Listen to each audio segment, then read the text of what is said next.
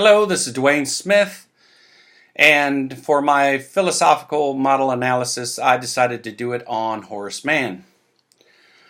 Horace Mann was born on May 4th, 1796, to Thomas and Rebecca Mann in Franklin, Massachusetts. His father was a poor farmer, so Horace spent a great deal of his time doing chores on the farm.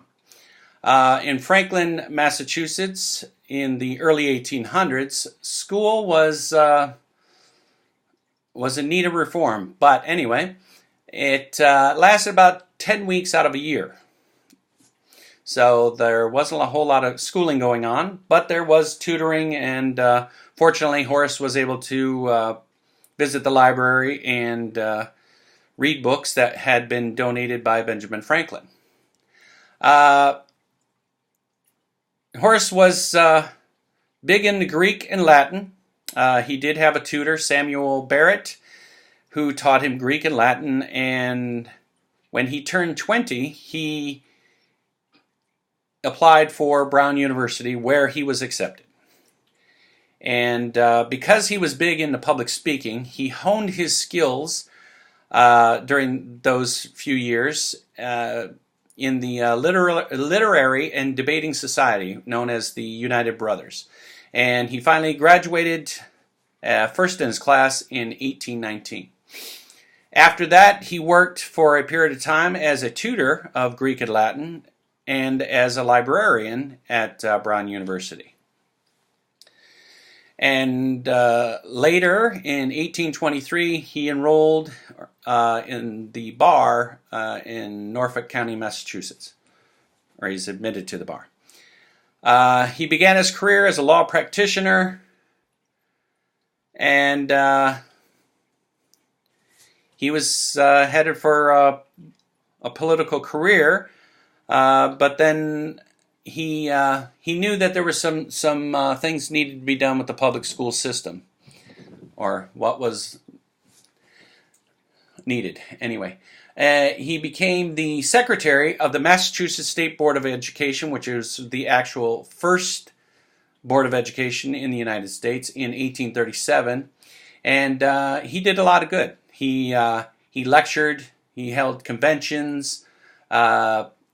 He also started the Common School Journal, where he would write, various ways of becoming a better teacher, and so on. His 6 main principles when he was addressing the public education and its problems were: the public should not remain ignorant for long.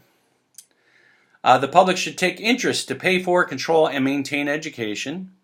The best education can be provided in schools that welcome children from different socioeconomic, religious, and ethnic backgrounds. He was all about trying to make schools for everyone, not just a certain religion or type of people. Education should be free from sectarian influence. Tenets of a free society should prevail while parting education, and that education should be provided by well-trained professional teachers. Now, teachers back then, they weren't being trained. These were students and people who knew enough about a subject that they felt that they could teach or train children. And Horace, with his common school, said, no, this is, we have to train teachers to be professionals. We have to train them to be prepared and to be able to teach our children so that they could go on and prosper. And, the nation at that time was young, and he believed that the young people, were the future, as we all do, and that they needed to be educated so that they could then become better citizens and help this country grow. Well, I think we all still think that.